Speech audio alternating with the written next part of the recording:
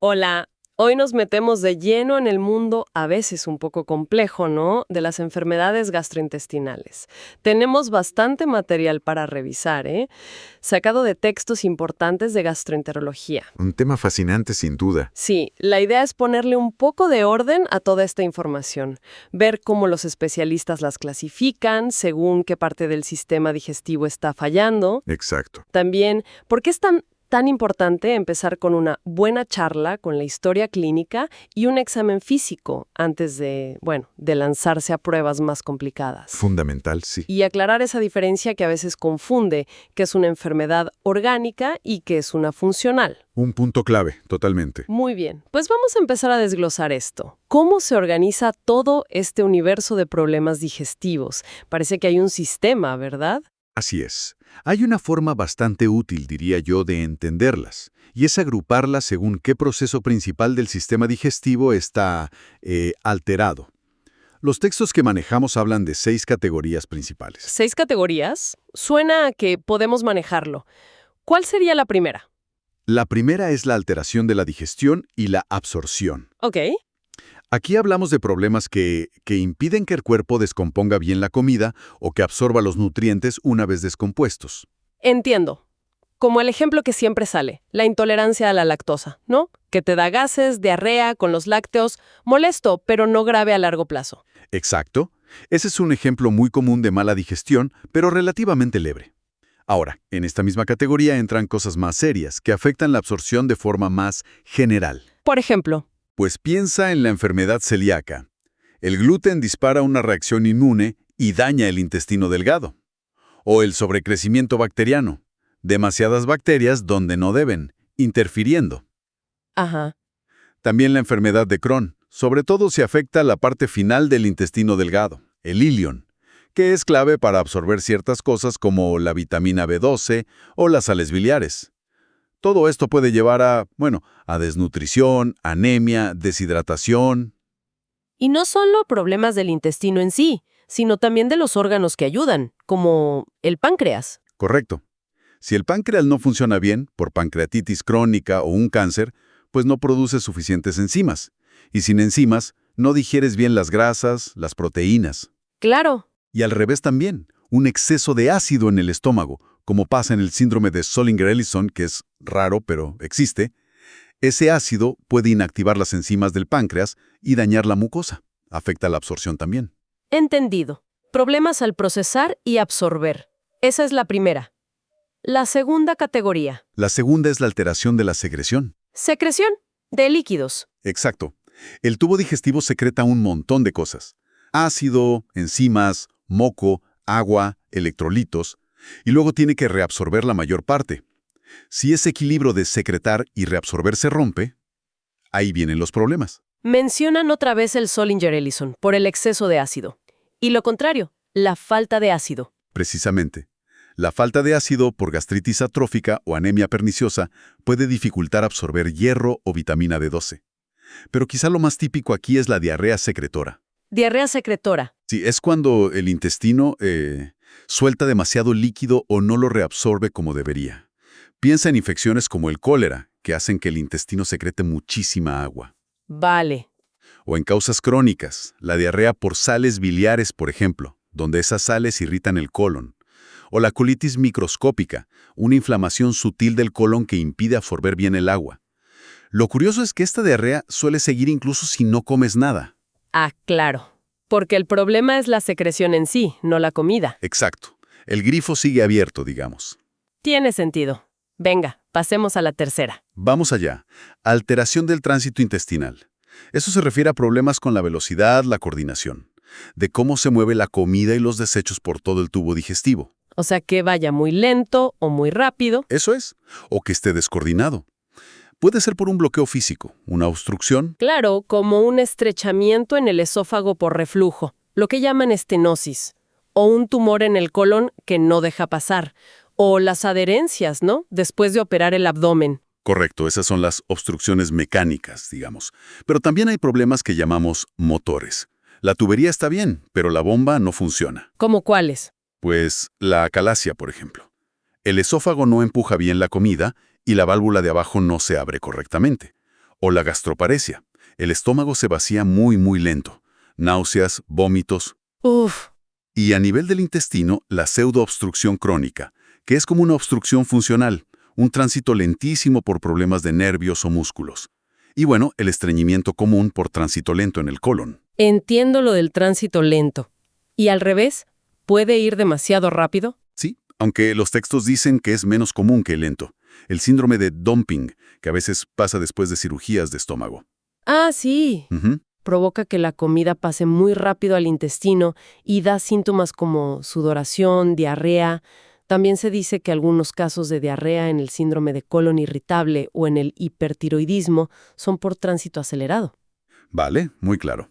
Llevamos 3: digestión, absorción, secreción y tránsito. La cuarta. La cuarta es la falta de regulación inmunitaria. Aquí el problema está en el sistema de defensa del intestino. Que se vuelve loco, digamos. Algo así. El sistema inmune intestinal es fundamental para protegernos, pero a veces reacciona de forma exagerada o equivocada. Ataca cosas que no debería, como componentes de la comida, bacterias buenas o incluso el propio tejido del intestino. Aquí encaja otra vez la enfermedad celíaca, ¿no? La reacción al gluten. Exacto. También las alergias a alimentos. Y el gran ejemplo aquí es la enfermedad inflamatoria intestinal, la EI. La colitis ulcerosa y el Crohn. Esas mismas. Son el ejemplo perfecto de desregulación inmune. Causan inflamación crónica, daño, también mencionan otras. La esofagitis eosinofílica, con esas células inmunes, los eosinófilos, en el esófago. O las colitis microscópicas, que solo se ven, bueno, al microscopio. Ajá.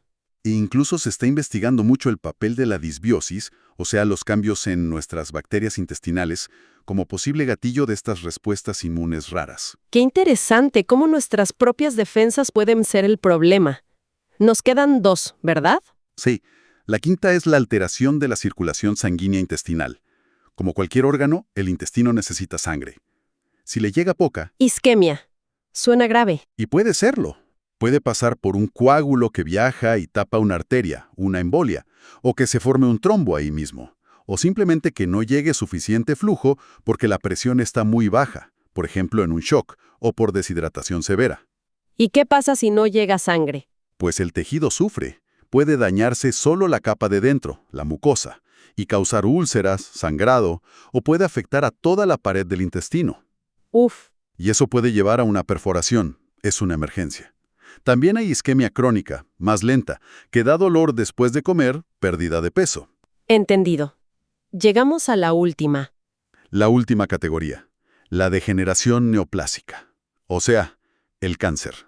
Lamentablemente, todo el tubo digestivo puede tener tumores. Así es, desde el esófago hasta el ano.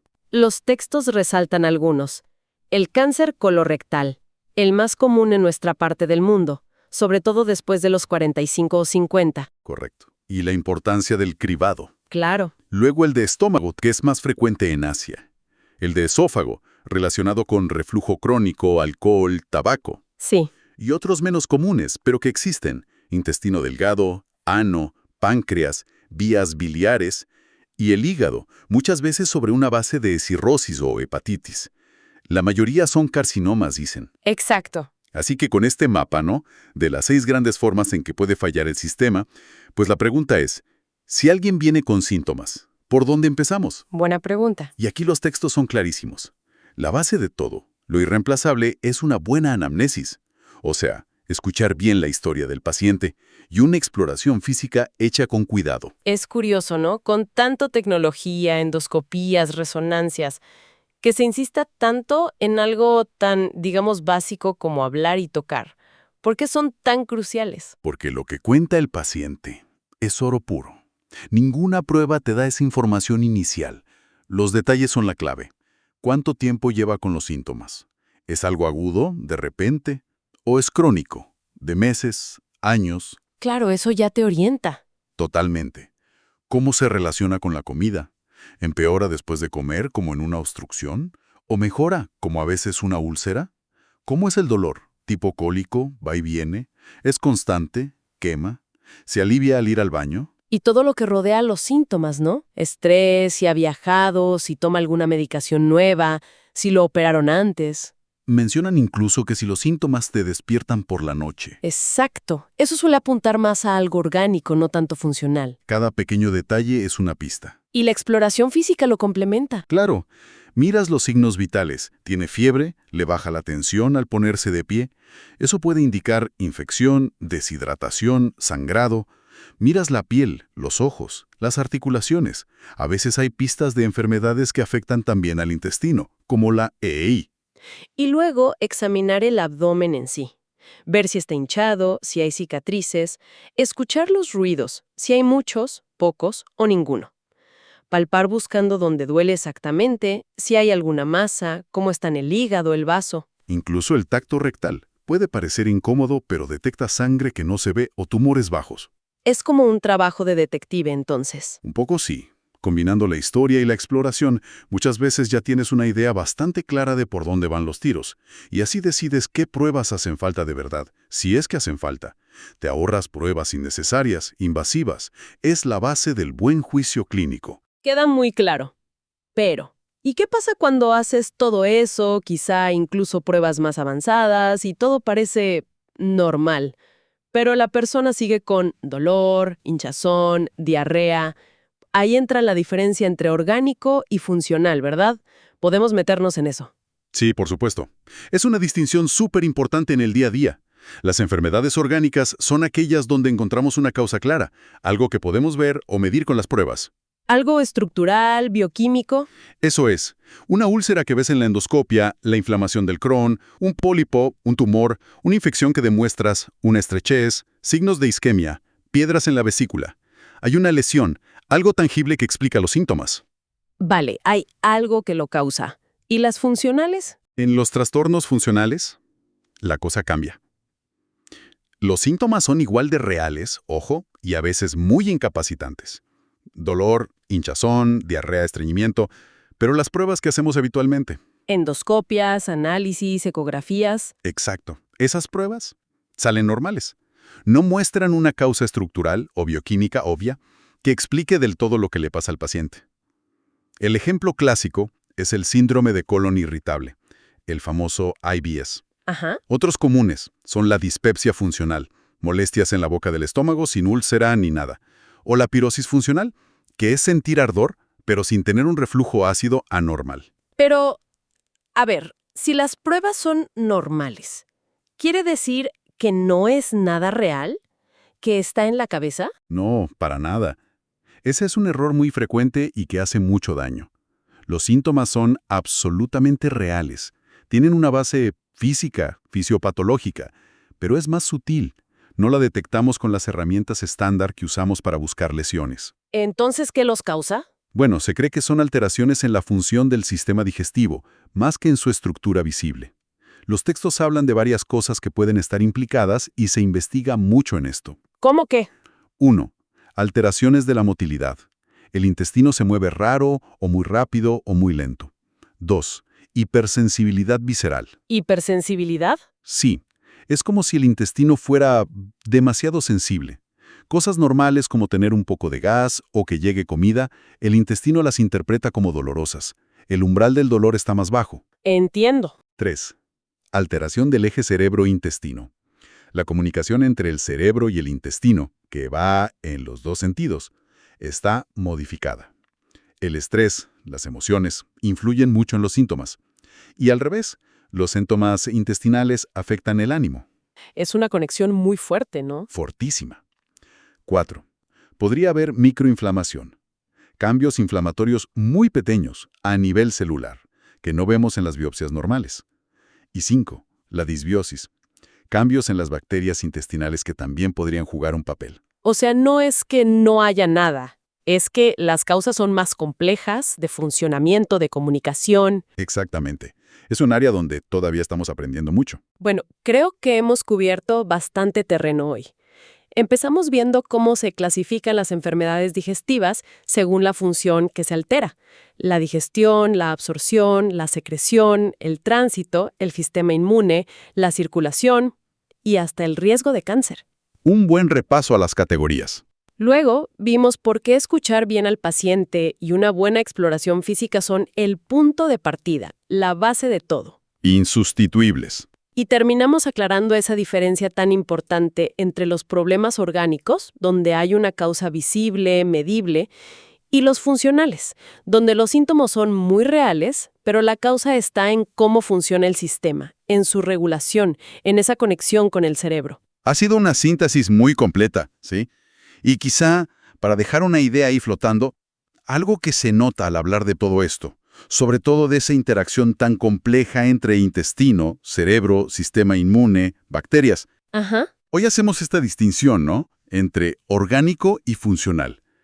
La hacemos basándonos en lo que nuestras pruebas actuales pueden detectar. Pero, ¿y si esa línea es un poco artificial? ¿A qué te refieres? A que, a medida que la ciencia avanza, con técnicas más finas, más sofisticadas, empezaremos a encontrar las bases estructurales, moleculares, inmunológicas de lo que hoy llamamos funcional. O sea que quizá en el futuro veamos que no eran tan funcionales después de todo. Quizá esa división tan clara se vaya difuminando y hablemos más de un espectro de alteraciones. Bueno, es una pregunta abierta, algo en lo que la investigación sigue profundizando día a día.